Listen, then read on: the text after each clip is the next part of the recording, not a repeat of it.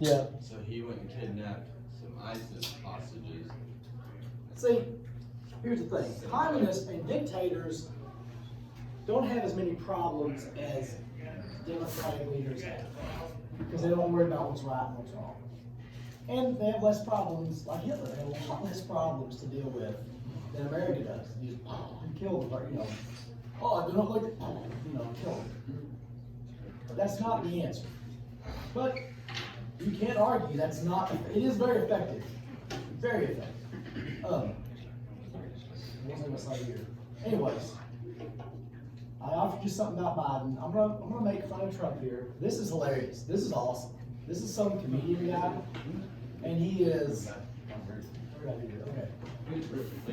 This is not Trump talking, but he's imitating President Trump, and he's talking about Scooby-Doo, and he nails it. He gets the rhythm, the way he talks, and the way he would talk about Scooby-Doo is exactly what this guy does.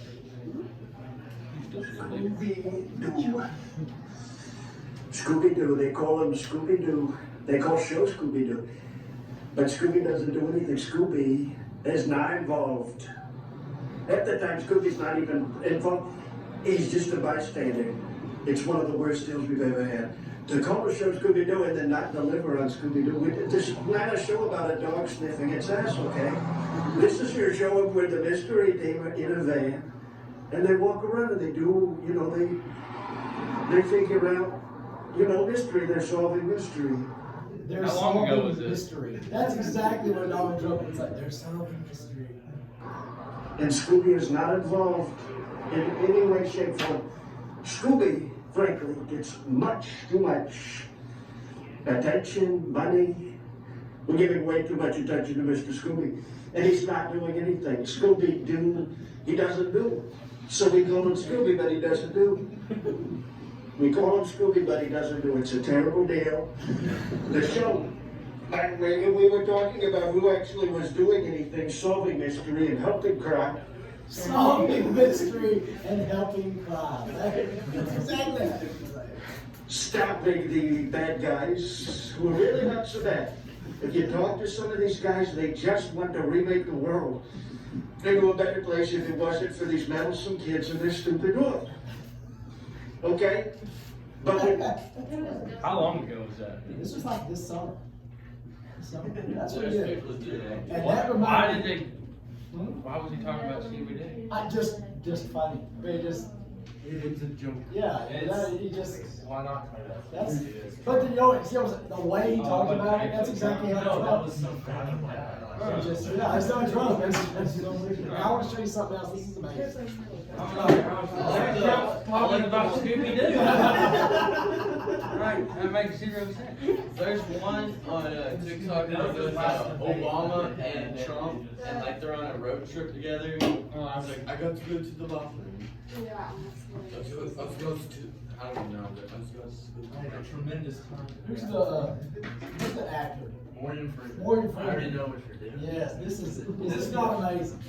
The guy has a better voice than This guy is more Morgan Freeman than Morgan Freeman. How? I'm just telling you. I know. I'm more like y'all know Morgan Freeman, the actor guy is, right? Well, here's his voice. I'm more. It's one thing I changed about Trump. Haircut, weight tops. Different guy. Freeman's Like this guy is impersonating Morgan Freeman, but he sounds more like Morgan Freeman. Freeman flames that scene. Just like that. You've seen those? Oh, they're great. This is from about 4 I seen years him on ago. the late night show with Jimmy Fallon, and they was talking on Hewlett. Oh, yeah.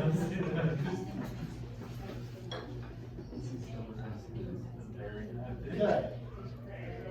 Several years ago, Kevin Durant left the Oklahoma City Thunder, and he went to the Golden State Warriors.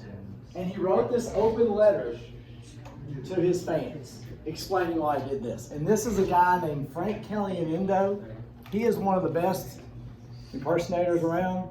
It shows his face reading this letter, And it's gonna blow your mind because it is Morgan Freeman's voice coming out of this fat white guy's face. And he's talking as Kevin Durant. That You don't know who Morgan Freeman is? when you hear Shawshank Redemption, now you have to see Shawshank Redemption. Now He's you in see every me. movie. What's the isn't there like a White House blow up movie? White House Down? White House Down? No, that's not. No, that's Denzel Washington. No, it's not. Olympus is falling and all Yeah, that. Olympus is falling. You're like, Fred, you're just in time. Who is that one that became? It's gonna blow your mind. Okay. White House down. he's not in the, is he in Jamie Foxx. Yeah, Fox, yeah. Alright, watch this guy's face and you won't believe it. Yeah.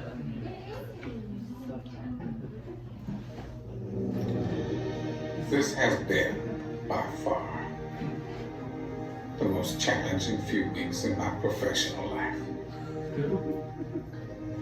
I understood cognitively that I was facing a crossroads in my evolution as a player and as a man. And that it came with exceptional and difficult choices. What I didn't truly understand, however, was the range of emotions I would feel during this process. The primary mandate I had for myself in making this decision Is that not amazing? are you Is sure that that's not, more Morgan Freeman than Morgan Freeman? are we sure Morgan Freeman didn't like I- read that and he didn't just copy He it just over? mouthed his face, you know.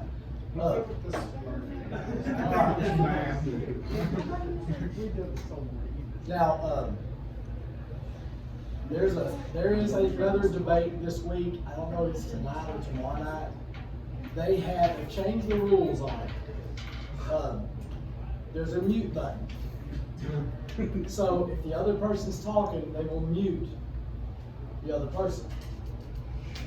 I don't know how good that is, I don't know how bad that Should be is. ashamed. Did you see that deal about Trump's rally in Michigan or whatever where he was chanting like block her up or Yes. something and back up all that? That's It's exactly very right. her safety.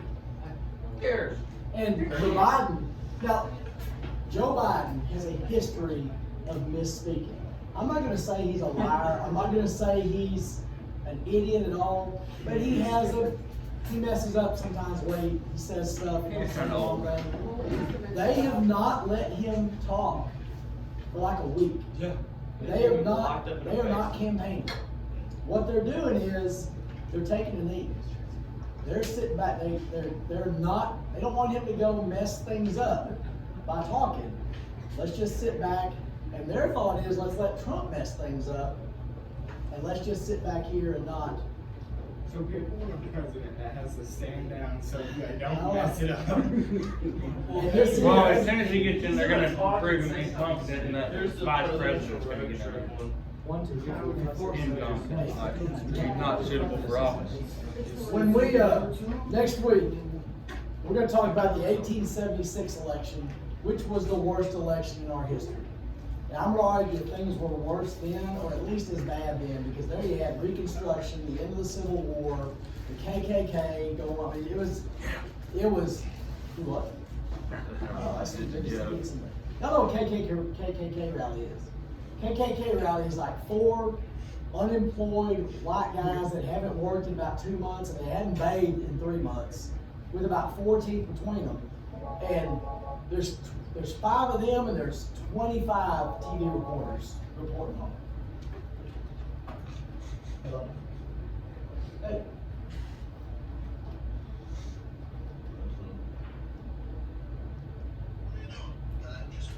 I think so. If you'll call, yeah, that's her extension, but it's in the other room. Let me see if there's another one. Let me see. You probably just call the office. Is it ours or is it, okay. Yeah, call the office. Yeah, call the office. Alright.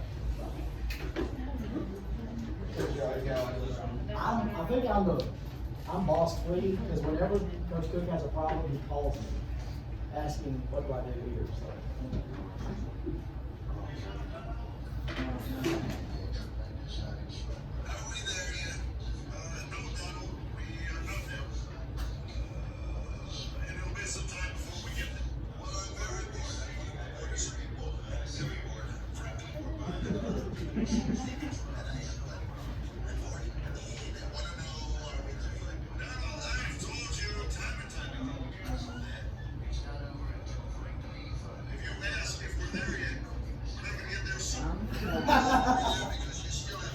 That is good.